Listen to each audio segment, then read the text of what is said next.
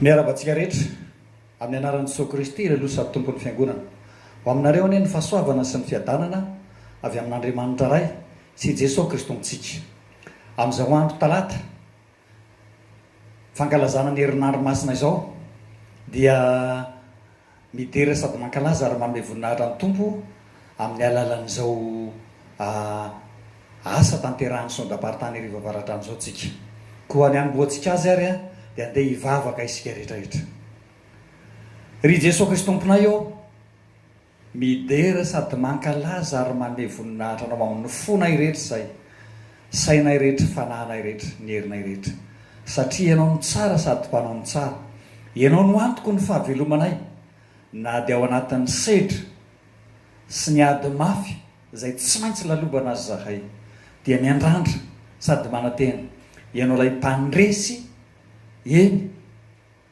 mpandresy ny fahafatesana ka anatin'izao tontolo izao ikohoka sy derakalazana anay voninahitra anao ankehitriny zay dia hifampahery amin'ny alalan'ny teninao koa omban'izay fiderana dia omeo anay ny fanahinao masina hahatakaranay izay hevitra sy fisainana lalina tokony ho tanterahanay amin'ny fanomponay ianao amin'ny anaran'i Jesosy Kristy aloha sady tompon'ny fiangonana mpanazana vavaka izany amen. Ny filazany tsara araka ny marika toko faharoa ambin'ny folo ny andininy fahadimy amby telopolo ka hatramin'ny andininy fahafito amby telopolo no hovakiana amintsika rehetra amin'ny anaran'i Jesosy Kristy. Ary Jesosy raha nampianatra teo an-kanjan'ny tempoly dia namarika nanao hoe ahoana no lazain'ny mpanorandalàna fa Kristy no zanaky Davida kanefa ny tenan'ny Davida dia nampilazain'ny fanahy masina hoe Jehova nilaza tamin'ny tompoko hoe mipetrahy eto an-tanao ankavanana ambara-panaoko ny fahavalonao ho fitoeran-tongotrao. Ny tenan'ny Davida manao azy hoe tompo ko ahoana no mahazanany azy ary ny vahoaka betsaka ny haino azy tamin'ny hafaliana. Ray masinao manamasinanay amin'ny fahamarinana ny teninao ny fahamarinana amen. Izany fampianarana omeny Jesosy Kristy tompo izany dia mampieritreritra sady mampisaina lalina izay hahatakarako azy dia ny hoe samy manana hijereny an'i Jesosy Kristy tompo ny olona rehetrarehetra. Misy ny mijery azy Jesosy Kristy araka ny nofo, misy kosa ny mijery azy Jesosy Kristy araka ny fanahy. Ahoana moa zany hoe Jesosy Kristy araka ny nofo zany? Raha jerentsika ny tetiarana voalaza ny Mateo toko voalohany dia voalaza sy voambara ao ny amin'ny tetiarana na ny amin'ny antsoina hoe arbre généalogie any Jesosy Kristy dia hita ao fa hatrany amin'ny Abrahama ka hatrany amin'ny Josefa izay heverina fa niteraka ny Davida. Arak'izany dia olona ara-nofo tokoa izy ary tena taranaky Davida ka tsy diso raha lazaina ny hoe taranaky Davida izy. Jesosy Kristy araka ny nofo zany dia Jesosy Kristy amin'izay mahajiosy azy, Jesosy Kristy amin'izay nofo amandra azy, Jesosy Kristy amin'izay mahavatana azy. Mamitaka raha izay fotsiny no jerena fa tena mahasoa sady mahatsara ary mamendrika izao fanotsiana taon'i Jesosy Kristy tompo izao ka hijerevana ny Jesosy Kristy araka ny fanahy. Ahoana tokoa moa zany hoe Jesosy Kristy araka ny fanahy zany? Raha mamaky tsara ny filazany tsara araka ny Mateo ihany isika taorina n'ilay filazana ny tetiarana dia nisy eo tamin'ny Josefa ny anjely ka nanambara ny amin'ny tsy salasalan'ny Josefa hampakatra azy satria ny zaza ao an-kibony dia avy amin'ny fanahy masina. Efa entina milaza sady zany fa Jesosy Kristy araka ny fanahy io fa Jesosy Kristy tsy Jesosy Kristy araka ny nofo. Jesosy Kristy tsy zanaky Davida fa Jesosy Kristy araka ny fanahy. Ary marina dia marina ny fanambaran'i Davida any amin'ny Salamy 100 ny andinin'ny voalohany ka ilazany hoe tompoko.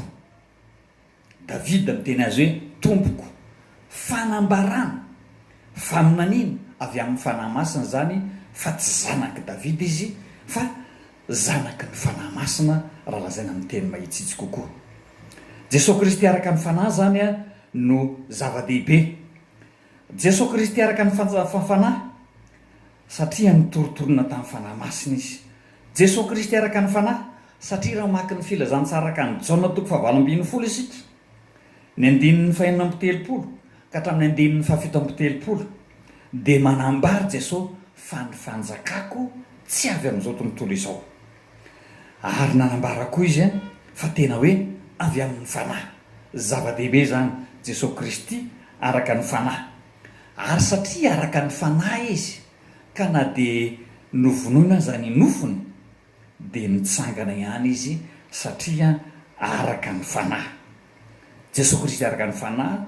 Raha somary mielony amin'ny pasika tsika dia hoe nitsangana sy niseho tamin'ny izy miroa lahy nangadea makany Amosy izy, niseho tamin'ny apôstôly izy, na dia voahidy aza ny varavarana, ary vetivety dia tsy hitan'ireo satria tsy Jesosy Kristy araka ny nofo fa Jesosy Kristy araka ny fanahy. Inona ry havana no hevitra azo ampitaina? Zao ny fijerin'ny mpandinika. Ny olona dia manana ireto zavatra reto: vatana, saina, fanahy.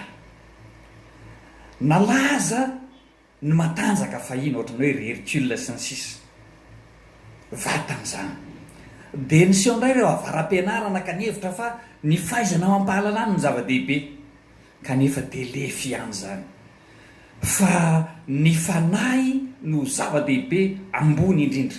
Ko ankehitriny tao amintsika rehetrarehetra hivelona sy aina amin'ny ara-panahy, ka na dia ho fatin'ny Covid-19 ary ianao, mino matoky fa hitsangana amin'ny maty. Ary hitsangana amin'ny maty hiara-mitoetra amin'ilay mpandresy ho amin'ny fiainana mandrakizay. Dia ampahirezontsika atoko sy adiana tenan'ny Tompo Jesosy Kristy ilay araka ny fanahy, fa tsy hijery azy araka ny nofo. Dia mametraka tanteraka ny fiainantsika eo am-piaratan'Andriamanitra sy hambatonga antsika mpandresy amin'izao ady hatrehan'izao tontolo izao, amin'ny arety mandoza sy ny arety mandringana izao. Dia ho feno ny fahendrena, fahalalana, fahazavana-tsaintsika rehetra. Ho an'Andriamanitra ny voninahitra amintsika kosa ny fiadanana. Hivavaka isika. Misaotranao izay Andriamanitra fa ianao ilay teny tonga nofo, dia nampianatra anay tsy hijery ianao araka ny nofo, satria ny nofo tsy maintsy ho levona.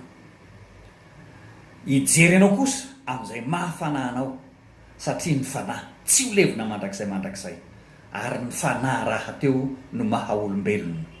Koa ampahirezo izay hatoko tanteraka anao.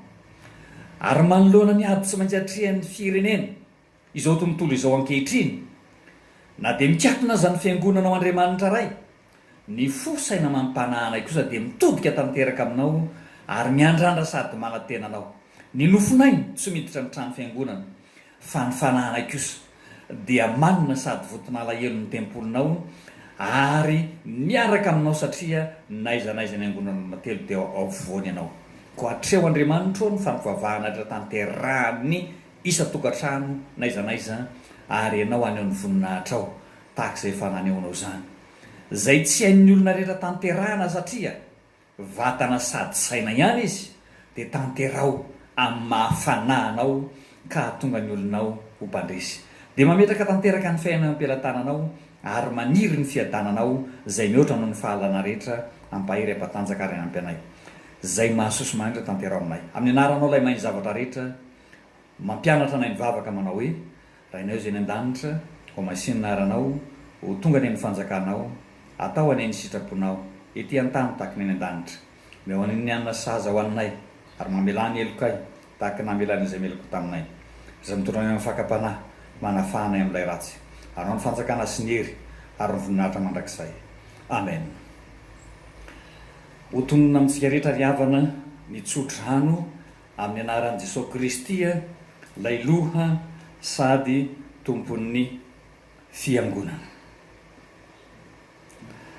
Ary Andriamanitra ny fiadanana izay mitondra nyzao tomontsika mpiandrondro lehibe hiala maty mitondra ny rano fanekena mandrakizay izy enay tanteraka anareo amin'ny tsara rehetra hanao ny sitrapony ka hiasananareo zay akasitrahana eo masony amin'ny alalan'i Jesosy Kristy ho azy eny ny voninahitra mandrakizay amen.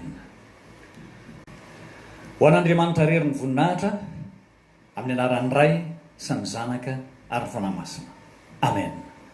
Soratsika rehetra nanaraka izao fanompoam-piterana izao amen.